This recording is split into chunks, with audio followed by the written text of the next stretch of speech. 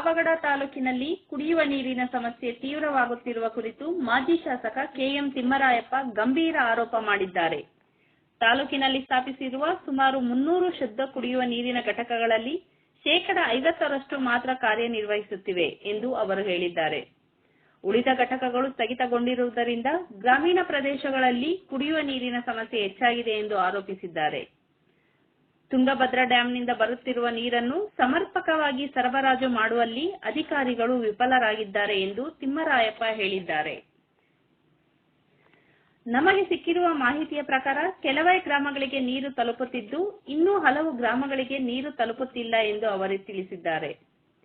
ಈ ಕುರಿತು ಜಿಲ್ಲಾ ಅಧಿಕಾರಿಯೊಂದಿಗೆ ಮಾತುಕತೆ ನಡೆಸಿ ದಿಶಾ ಸಭೆಯಲ್ಲಿ ವಿಷಯವನ್ನು ಪ್ರಸ್ತಾಪಿಸಲಾಗಿದೆ ಎಂದು ಅವರು ಹೇಳಿದ್ದಾರೆ.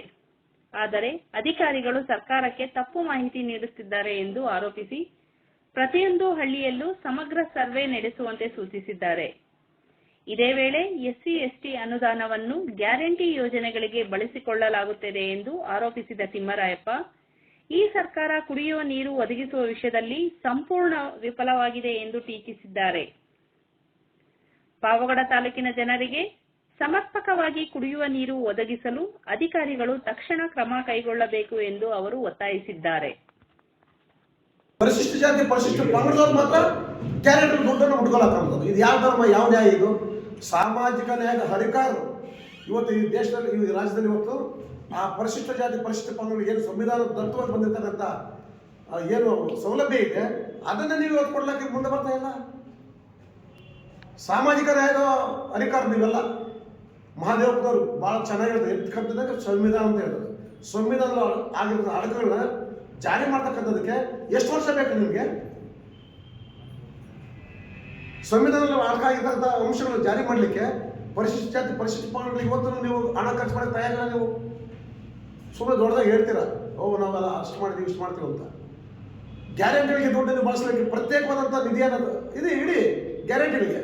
ನಿಮ್ಮ ಬಡ್ಜೆಟ್ ನಿಮ್ಮದು ಸಪ್ರೇಟ್ ದುಡ್ಡು ತೆಗೆದು ಇಡಿ, ಮತ್ತು ನಮ್ಮ ದುಡ್ಡು ಏನು ಬರ್ಬೇಕು ನಮ್ಗೆ ಕೊಡಿ. ಶೆಡ್ಯೂಲ್ ಕಾಸ್ಟ್ ಶೆಡ್ಯೂಲ್ ಟ್ರೈಬ್ಗಳಿಗೆ ಪರಿಶಿಷ್ಟ ಪರಿಶಿಷ್ಟ ಪಂಗಡಗಳಿಗೆ ಕೊಡ್ತಕ್ಕಂಥ ಇದು ಏನು ನಿಧಿ ಇದೆಯಾ, ನಿಧಿ ಎತ್ಕೊಡಿ, ನಮಗೆ ಅಭಿವೃದ್ಧಿ ಖರ್ಚು ಮಾಡಿ.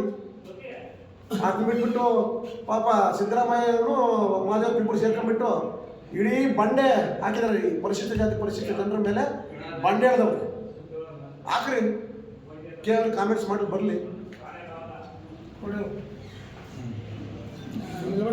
ಜಿಲ್ಲೆ ಒಳಗೆ ಉಸ್ತುವಾರಿ ಮಂತ್ರಿಗಳಿದ್ದಾರೆ ಪಾಪ. ಇವತ್ತು ನಮ್ಮ ತಾಲೂಕಿಗೆ ಸರಿಯಾದ ಸರಬರಾಜು ಆಗ್ತಾ ಇಲ್ಲ. ಅಧಿಕಾರಿಗಳು ನಿಮಗೆಲ್ಲ ನಿಮ್ಗೆ ಕೊಡ್ತಕ್ಕಂಥ ಅಂಕಿಅಂಶಗಳು ಸತ್ಯಕ್ಕೆ ದೂರವಾಗಿದ್ದಾವೆ. ಇದು ಕೆಳಮಟ್ಟದಲ್ಲಿ ಪಿಡಿಒಗಳು ಕೂಡ ಸರಿಯಾಗಿ ಸೂಪರ್ವೈಸ್ ವ್ಯವಸ್ಥೆ ಇಲ್ಲ. ಕೆಳಮಟ್ಟದಲ್ಲಿ ಇರ್ತಕ್ಕಂಥ ಏನೋ ಹಿಂದೆ ಮಾಡಿರ್ತಕ್ಕಂಥ ಯೋಜನೆಗಳಿದಾವಲ್ಲ, ನಮ್ಮ ಇದರಲ್ಲಿ ಕುಡಿಯೋ ನೀರಿಗೋಸ್ಕರ ಮಾಡಿರ್ತಕ್ಕಂಥ ಯೋಜನೆ, ಅದರಲ್ಲಿ ನೀರು ಇವತ್ತು ಕೊಡೋದ್ರ ಮುಖ್ಯ. ಕೆಲವು ಹಳ್ಳಿಗಳು ಬರ್ಬೋದು, ಕೆಲವು ಹಳ್ಳಿಗಳು ಬರ್ತಾ ಇಲ್ಲ. ಎಷ್ಟು ಹಳ್ಳಿಗಳು ಬರ್ತಾ ಇಲ್ಲ ನನಗೆ ಮಾಹಿತಿ ನನ್ನ ಹತ್ರ ಇದೆ. ನೀವು ಯಾರು ಬಂದಾಗ ನಿಮ್ಮ ಅಧಿಕಾರಿಗಳು ನೀವು ಜೊತೆಗೆ ಬಂದರೆ ನಾನು ಕೆಲವು ಹಳ್ಳಿಗಳ ನನ್ನ ಮಾಹಿತಿಯನ್ನು ನಾನು ಕೊಡ್ತಾ ಇದ್ದೀನಿ. ನಿಮ್ಮಲ್ಲಿ ಬರ್ತಾರೆ ತುಂಗಭದ್ರಾ ಡ್ಯಾಮ್ ನೀರು ಸಂಜೆ 6 ಗಂಟೆಗೆ ಬಿಡ್ತಾರೆ. ಎಷ್ಟು ಬಿಡ್ತಾರೆ?